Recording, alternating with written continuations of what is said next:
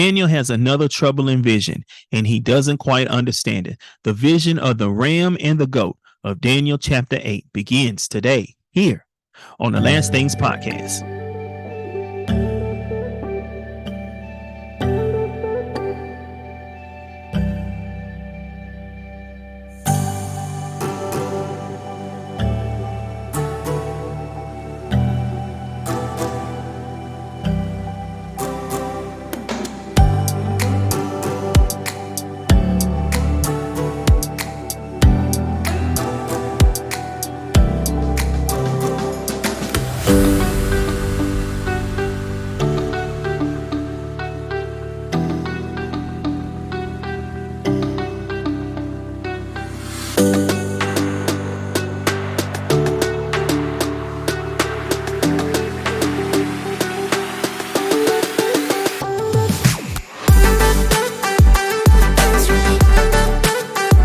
Hey, what's going on, guys? It's your boy Damien, coming to you once again with another episode of the Last Things Podcast, where we are on a journey to truth.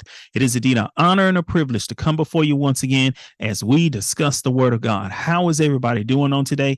Thank you guys so much for tuning in to this week's episode. Man, we got us a good episode, man. I want to apologize to you guys for not getting this episode out early. Man, I had a time, man. For some reason, I had to really push to get this episode out. I don't know what it was. I just really had to push, but I'm like, hey, I'm going to get this out one way or another. So thank you guys so much for hanging with me. I do apologize for leaving y'all hanging last week. That I'll make you a promise that'll never happen again. No, we can't have it. No, we can't have it. We can't have it. So I want to apologize for that. We finally finished Daniel chapter 7. Woo, man. We've been working on that for at least a month. It was so much in there. We really had to take our time peeling back layer after layer after layer with it.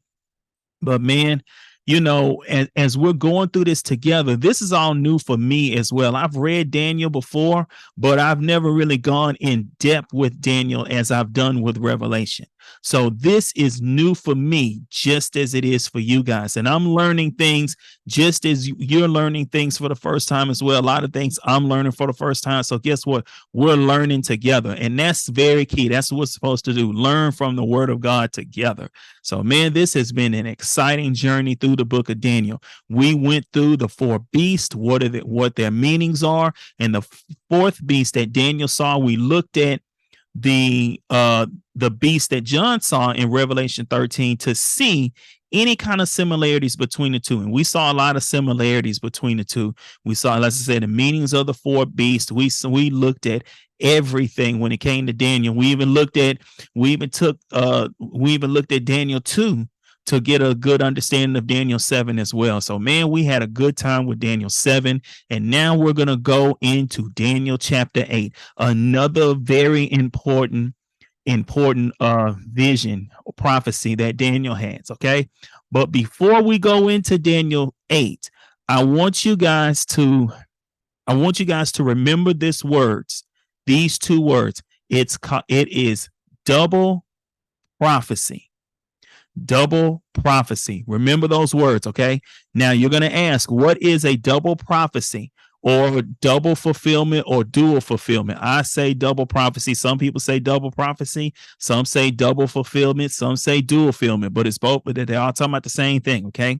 So what is a double prophecy? A double prophecy or dual fulfillment or double fulfillment is a circumstance in which the prophecy has both a short-term and long-term fulfillment. Okay, there's a short-term meaning for it, but then there's also a long-term meaning down the road. Okay, now an example would be, let's give an example. One example would be Joel's Holy Spirit prophecy. The prophet Joel, speaking of the day of the Lord, said, and afterwards I will pour out my spirit on all people. Your sons and daughters will prophesy. Your old men will dream dreams. Young men will see visions. Even on my servants, both men and women, I will pour out my spirit in those days. That's Joel chapter 2, verses 28 through 29, if you want to read it. The first fulfillment of this prophecy is when Peter stood up on the day of Pentecost and spoke the same words to those gathered in Jerusalem. That's Acts chapter 2, verse 14 through 18. Indeed, miraculous manifestations of God's power through the Holy Spirit happened on that day. Acts chapter 2, verses 1 through 13. However, that was only a partial fulfillment of Joel's prophecy. The prophecy goes on to speak of blood and fire and billows of smoke. That's Joel chapter 2, verse 30. Astronomical signs, verse 31, and the gathering of all nations for judgment. Joel chapter 3, verses 1 through 2.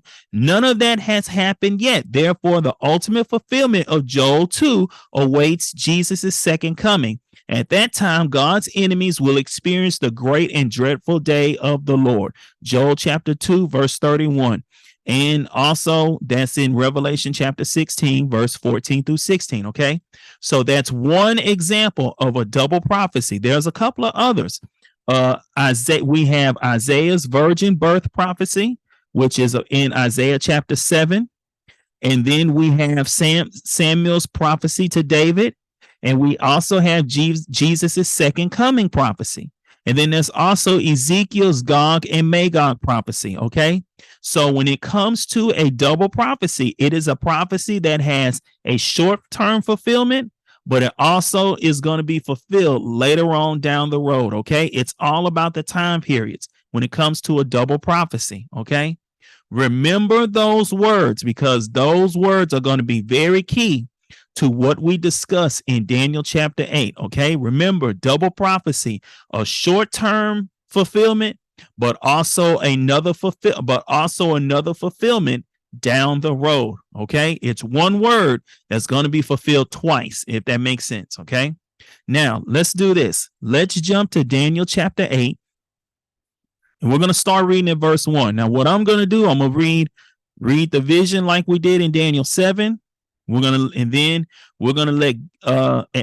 get the interpretation of it, and then we're gonna go back to the vision itself and really break it down. Okay, Daniel chapter 8, verse 1, and of course this is out of the New Living Translation. Okay, Daniel chapter 8, verse 1.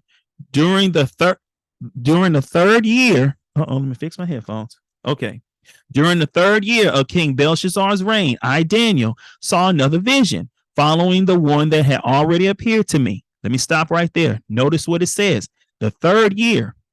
Daniel chapter 7 was what? In the first year of Belshazzar. So we have, first thing that we're going to see, we got a bit of a time jump. Okay.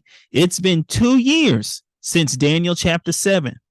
That happened to Daniel 2 years. So we've got a 2-year time jump between Daniel 7 and Daniel 8. And again, this also should prove to you the correct chronological order for Daniel. You go Daniel's chapter 1, 2, 3, and 4, and then Daniel chapter 7 and 8, and then you get 5 and 6, and then you go 9 through 12. Okay. So this just shows we have a bit of a time jump, just a 2-year time jump from Daniel 7 to Daniel 8. Okay. Now, verse 2, in this vision, I was at the fortress of Susa in the province of Elam, standing beside the Ulai River. Now he's in a vision and he's been transported to the fortress of Susa. This should sound familiar to you. King James says Shushan. Okay. This fortress is very familiar. Why? Because this is where the book of Esther takes place. This is where it's in that city. Okay. In this fortress of Susa. So Susa is a city. Daniel's at a fortress within that city. Okay. So the book of Esther takes place at Susa. New Living Translation says Susa, S-U-S-A. King James says Shushan, S-H-U-S-A-N. Okay. So that's just a little fun fact for you. This is where the book of Esther takes place. Okay. Verse 3, as I looked up, I saw a ram with 2 long horns standing beside the river.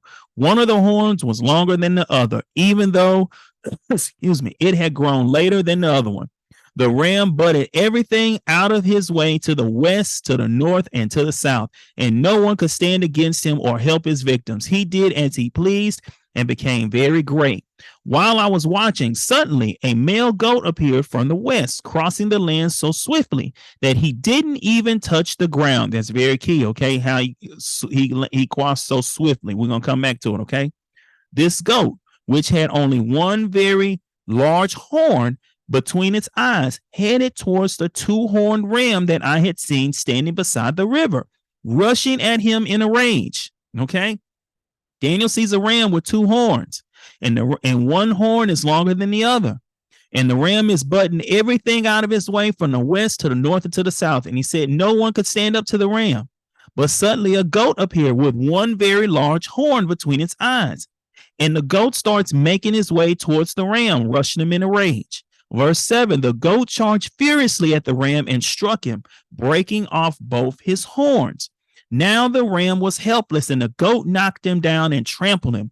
No one could rescue the ram from the goat's power. Okay? Now, let's keep going. We're going to go to verse 8 now. The goat became very powerful, but at the height of his power, his large horn was broken off.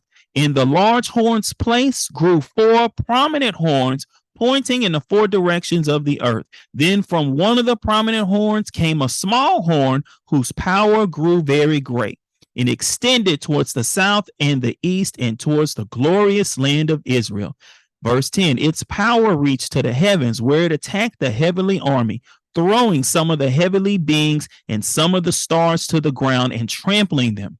It even challenged the commander of heaven's army by canceling the daily sacrifices offered to him and by destroying his temple. The army of heaven was restrained from responding to this rebellion, so the daily sacrifice was halted and truth was overthrown. The horn succeeded in everything it did, okay? So we see the goat became powerful, but at its height, his large horn was broken off, and from the large horn grew four prominent horns. But then out of the four prominent horns, a small one comes up, and this small one begins to take over, okay? And it even challenged the commanders of heaven's armies, okay? Now, let's go to verse 13. Then I heard two holy ones, angels, talking to one another. One of them asked, how long will the events of this vision last? How long will the rebellion that causes desecration stop the daily sacrifices? How long will the temple and heaven's armies be trampled on? The other replied, it will take 2,300 evenings and mornings. Then the temple will be made right again. Okay. So this is the vision that Daniel is now seeing. Very different from the one that he had 2 years ago. This is another one. All right. Now let's go to verse 15. As I, Daniel, was trying to understand the meaning of this vision, someone who looked like a man stood in front of me, and I heard a human voice calling out from the Ulai River, Gabriel, tell this man the meaning of his vision. As Gabriel approached the place where I was standing, I became so terrified that I fell with my face to the ground. Son of man, he said, you must understand that the events that you have seen in your vision relate to the time of the end. Very key. We're going to come back to it, okay? Verse 18, while he was speaking, I fainted and lay there with my face to the ground. But Gabriel roused me with a touch and helped me to my feet. That's very key. Remember in Revelation, what happened? John kept falling down at the feet of the angel and was telling him things. And the angel had to keep helping him up, say, no, don't worship me. Don't worship me. Don't worship me. Angels are not meant to be worshiped. Okay. Now, Joshua, on the other hand, had a very similar experience in the book of Joshua, but his was very different. Remember, Joshua was walking and he saw a man, he came across a man with a sword, and he said, hey, who are you? Who do you represent? Are you on our side or are you on the enemy side? I'm paraphrasing, okay? And what did the man tell him? He said, take off your shoes, for you are, what he tell him? First Joshua realized who he was. And what did this guy tell him? He said, take off your shoes, for I am a commander of the Lord's army. So Joshua then falls at his feet, right? He falls face down on his knees, right? Normally, he would be told, get up, don't worship me, or they would help him up, right? Oh, but not this time. This time, this guy tells him, take your shoes off. You on holy ground. So we know who Joshua ran into. That was not an angel. That was Jesus that he ran into. That was Jesus he ran into. Daniel is dealing with Gabriel. John was dealing with angels. Joshua was dealing with Christ himself. Okay. So this is what's happening. But Daniel's situation is he's falling at his feet, not worshiping Gabriel. He's just falling at his feet, but it's a form of worship. But Gabriel helps him up. Now let's go to verse 19. Then he said, I am here to tell you what will happen later in the time of wrath. What you have seen pertains to the very end of time. Gabriel's telling him this is about the future, the end of time. Okay.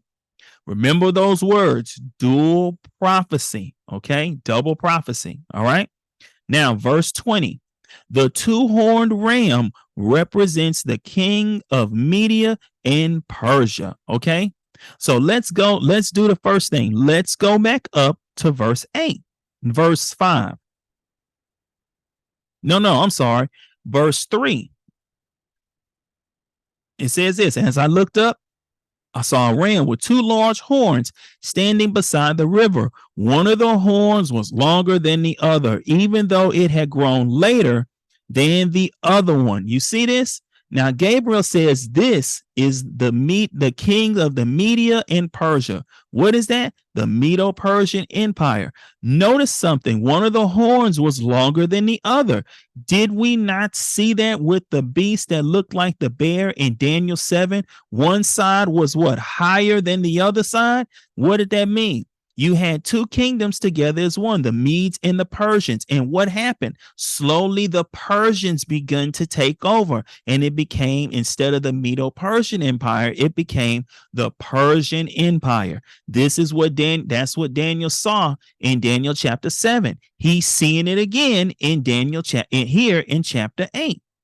But this time he's seeing it as a ram with two long horns, and one horn's longer than the other. All right.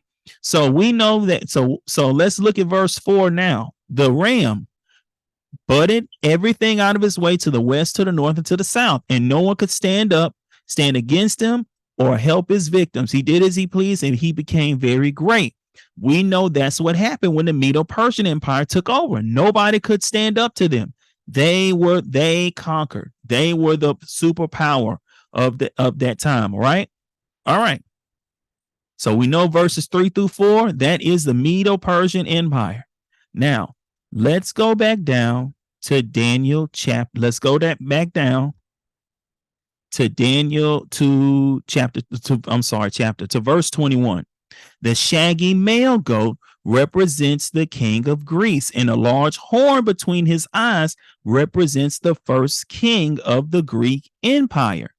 The four prominent horns that replace the one large horn shows that the Greek Empire will break into four kingdoms, but none as great as the first. You see that? So let's go back up to verse 5. While I was watching, suddenly a male goat appeared from the west, crossing land so swiftly that he didn't even touch the ground. Remember how I said that was important? Remember in Daniel 7, the beast that looked like the leopard had 4 wings. And what did it say? And it had what? 4 wings, 4 sets of wings. What did the sets of wings symbolize? Moving swiftly, right? And now here we are in Daniel chapter 8. And guess what? We have another symbol of the Greek Empire. And it says it moved what? Swiftly. That's why I say that was important. Look how I say it crossed the land so swiftly it didn't even touch the ground. And it says that the goat had one very large horn between its eyes, heading towards the two-horned ram. So we see that the Greek Empire was headed towards the Medo-Persian Empire. The goat charged fiercely at the ram and struck him, breaking off both his horns. Now the ram was helpless, and the goat knocked him down and trampled him. No one could rescue the ram from the goat's power. What ended up happening? The Greek Empire came along and took over the Medo-Persian Empire. The same thing that Daniel told Nebuchadnezzar in Daniel chapter 2. The same thing that Daniel saw in Daniel 7 is the same thing he's seeing again. The Medo-Persian Empire falls to who? The Greek Empire. Now, let's keep going to verse 8. Now the goat became very powerful, but at the height of his power, his large horn was broken off. And in the large horn's place grew what? 4 prominent horns pointing in the directions of all the earth. All right. Now let's go back down to verse 22. Verse 21. The shaggy male goat represents the king of Greece, and the large horn between his eyes represents the first king of the Greek Empire. Verse 22, the 4 prominent horns that replace the one large horn shows that the Greek Empire will break into 4 kingdoms, but none will be as great as the first. All right. Now, so who's the first king of the Greek Empire? They're talking about Alexander the Great. Remember how I told you that Daniel prophesied about the life of Alexander the Great 200 years before he was born? Here he is telling him exactly what's going to happen. When Alexander the Great, there's a story that people say that Alexander the Great conquered the known world. And as he conquered the known world, he went home crying because he said there was nothing else to conquer. However, Alexander the Great died at a young age. He was, I believe, either 32 or 33 when he passed away. So at the moment while he's on his deathbed, they ask him who should take over the empire. And you know what the words that they said that came out of his mouth was, give it to the strongest. Daniel had 4 generals. I mean, not Daniel. Alexander the Great had 4 generals. So what did they do? The 4 generals broke the split the Greek Empire between all 4 of them. Now, but notice what it said. None of them were as great as Alexander the Great. None of them were as great as the first. Okay. So Alexander the Great, he takes over, but he dies. The Greek Empire is broken up into 4 different pieces, right? Okay. Here are the 4 pieces. The 4 pieces are the Ptolemaic Kingdom of Egypt. Then you have the Sicilid Empire of the East, the Antigonus dynasty, which is Asia Minor and Greece. And then you have Lysimachus. I think I said that right. I'm sorry. I just pronounced this word. Now I can't get it right. Lysimachus. That's it. Lysimachus, the kingdom of Lysimachus. Okay. Those are the 4 kingdoms that came out of the Greek Empire. Okay. Now, verse 23. Now that we did that and we've understood that, now let's look at verse 23. At the end of their rule, when their sin is at its height, a fierce king, a master of intrigue, will rise to power. Let's go back up to Daniel 8 now, okay? Verse 8. No, let's go to verse 9, okay? Then from one of the prominent horns came a small horn whose power grew very fast. So it extended towards the south and the east and towards the glorious land of Israel. Okay. Let's look at this real quick. Then out of the 4 prominent horns, we know the 4 horns represent what? 4 kingdoms. Represent 4 kingdoms that came out of the Greek Empire, right? And then comes a small horn. So out of the 4 kingdoms, there's a small horn that comes up out of the 4 kingdoms, right? Okay. Who's the small horn? Okay.